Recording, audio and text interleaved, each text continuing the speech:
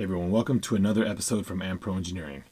Those of you who've been watching my channel for some time know that I like to do reviews on lighting kits. This kit's a little bit different because it's simply one of those kits that just turns on, and that's fine, I think, for this application. But I'm not just going to focus on that. In fact, that'll be kind of secondary. What I want to focus on is how to make this look good. Now, I suspect that once we install these, we are going to have some serious problems. Even though I'm going to show this example on the Bronco, this really applies to any vehicle that has these kind of taillight bucket designs. So you can see here, and actually it looks better on the camera than it does in person, but actually that's pretty accurate there. This is half of the taillight lens that is simply non-operational. And the reason for this is an LED does not dissipate light like a standard incandescent bulb. Really, it transmits light in a very, very narrow field, and that's not true of all LEDs. But in the case of these are forward-firing LEDs, and an incandescent bulb would have done a better job at filling this up. Now, I'm not going to say use an incandescent bulb. That's crazy. These LEDs run much cooler, and they use nearly no electricity. And the taillight, I think, is actually worse. So you can see that the light is really stuck in this very small area here, and the remainder of the taillight, if I cover my finger here, is effectively dead. The way to fix this is very, very simple. Step one, let's go ahead and pull these light assemblies out so we have better access to them. In case you're wondering what mystery tool we're going to use, this. Nothing more than a hot glue gun. The reason why this is going to work is that the hot glue itself is this translucent color. And when we want to have the light reflect around the inside of the enclosure, this translucent material does an excellent job of doing this.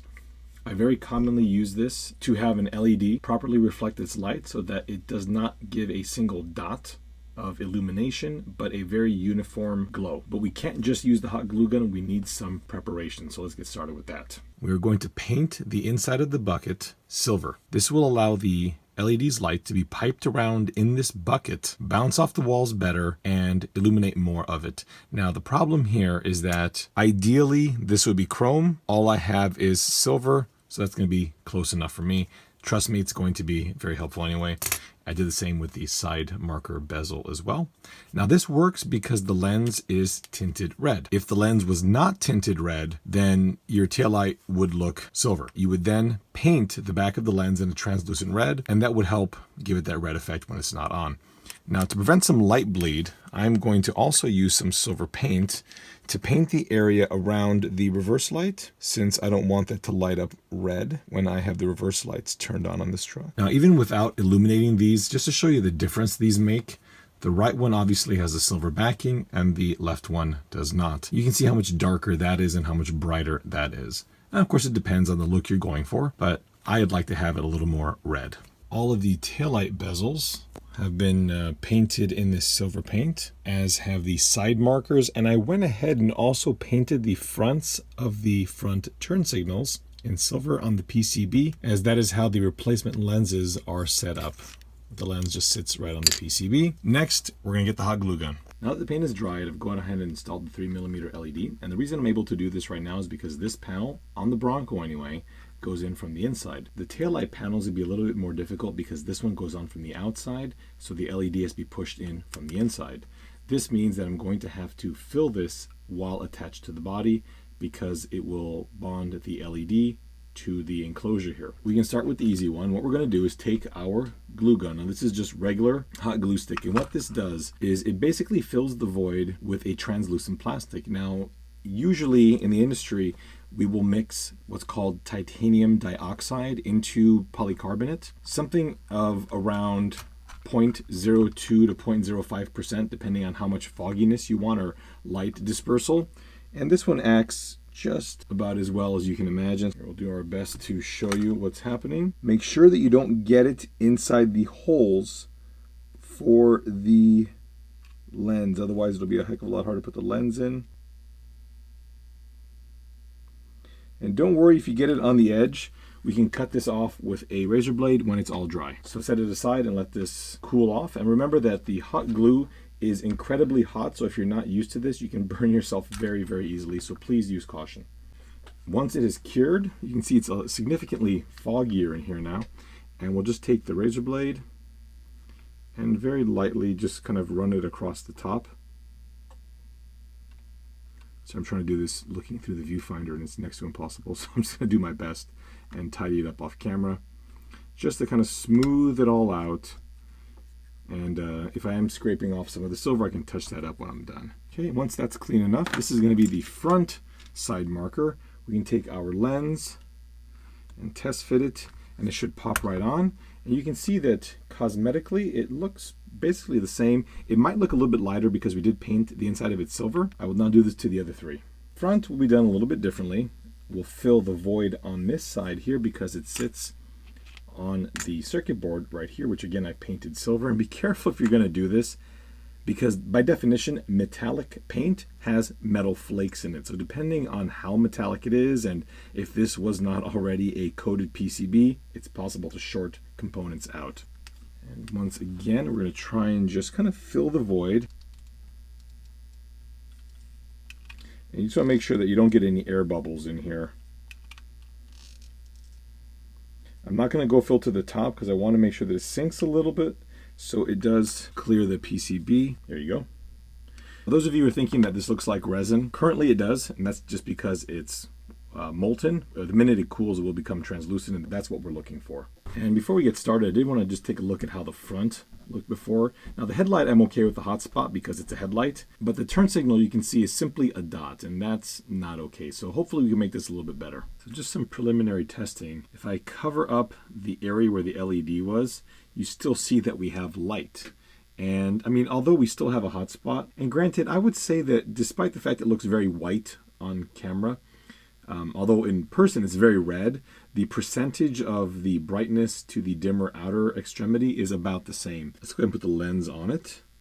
And I'm pretty happy with that. That looks a heck of a lot better. Let's take a look at how the front orange marker looks. Sorry, we've got the headlight in the background. And again, you know, we've got this orange one's actually a very, very dim in comparison to the rear one. But you can see that if I cover the front, we've got some illumination here, which we did not earlier. And lastly, let's take a look at the front marker light. And again, just for comparison, we'll just do this real quick. Okay, so here is the original side.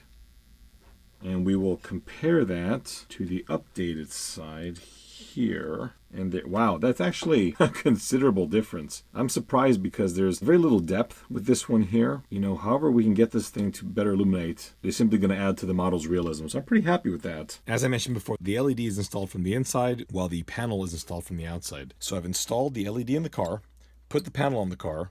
You can see the LED right there. And what I'm going to do is put a little dab of silver Sharpie kind of around the top of the LED. Now, the good news is this stuff is pretty transparent, and it's going to just allow some more of this light to bounce and reflect inside the LED. And instead of going straight out the back, dissipate better. I did this as well to these side markers. I did not do this, however, to the front turn signal. For this application, be incredibly careful with the glue gun around the chrome, because if you melt the chrome plastic, you're going to have a pretty bad cosmetic issue. If you do get some of the glue onto the chrome, let the glue cool, then it's easier to peel off instead of smearing it. Hot glue doesn't really like that. So let's attempt to do this on camera. The problem that we're going to have is that this taillight has some holes there for the lens, so we're going to have to fill that up and then very dangerously come back over here and shove the lens in place. Otherwise, you're going to have to dig it all out. So we're going to have to do this quickly before the glue cools. It is only burning my finger just a little bit. Hopefully, we've done a good thing here, because to undo what we have done might be a little bit problematic. So a slight error here. Although this gets pushed into the body from the inside, this whole unit here is on the outside. So the LED has to be fed through this hole, I think this hole right here. Now the good news is I was able to simply trim off these two clips, grab the needle nose pliers, grab these wires as low as I possibly could on the LED, and just very carefully twist like this, and it popped right out. This is nothing more than a reason to quintuple check the order of installation, which I only checked 4 times, and that was why I messed up. I should have checked a 5th time. So just be careful. Even though I'm working on the Bronco right now, this whole application applies to many, many cars. You can see here that I painted around the perimeter. I did a little dab in the middle as well, because that'll help dissipate the light. And the reason I painted in the area where the light doesn't usually get is because This truck has a black body. When you put this translucent plastic on something dark, what ends up happening is you get a very dark result. Versus painting the back silver, putting it onto the body is going to keep it as bright as possible. The truck has been reassembled, and I have to say that for this particular lighting kit, although just an on-off type of lighting kit, was really nice to install. It was fairly expensive, but it did come with all the necessary components to update the front headlights, including a piece of clear polycarbonate with a amber turn signal instead of the clear one that the other one came with. But I think right now everybody wants to see how these lights look, so let's turn the truck on, and there we go. So nothing's going to stop the fact that we have an LED directly behind this area there, but if I put my finger over it, you can see that now we actually have illumination in an area that was previously completely dead. And the bright spot is actually coming through brighter on the camera. It's certainly brighter at the car as well, but here it looks like a big white spot, and on the car it does not. We may need to kill the lights for this one here, but this is kind of a strange one because it is much dimmer than the rear, and not because of what we did, but just because that's how it was. So if I cover this, I mean, this is really not a very bright light. Now the taillights look like a big white spot, unfortunately, on the camera. The good news is we have increased the illumination from a small dot in the center to a rectangular area right above where my finger is. The lower area, you can see there is some brightness, but it's still pretty dark. It's doing a lot better than it was previously, and I'm relatively happy with this. Other than major modifications to the geometry and how the light is actually angled in there, I think this works pretty well. Now that it is a little bit dimmer, we can see how the front one looks. I think it, again, it's a little dimmer than the rear, but it's working pretty well. As for the front turn signal, unfortunately for this, there's very little that I can do. But if I cover this up, you can see that there is still area illuminating here on the right versus previously where it was just a small dot. So, again, not perfect, but better. I do hope you found this video informative. I think that this hot glue trick is very seldom used, although I do use it quite often myself. For engineering projects, not related to toys, but for actual work. So I certainly do hope that you can use this on your own models. Please stay tuned, any of you that do enjoy the Traxxas Ford Bronco. I have quite a bit coming up soon. The prototype interior is done, and our first production interior is coming within the next week. So I cannot wait to get this interior completed. Let's take one last look at the lighting at the rear. And with that, I'll see you next time.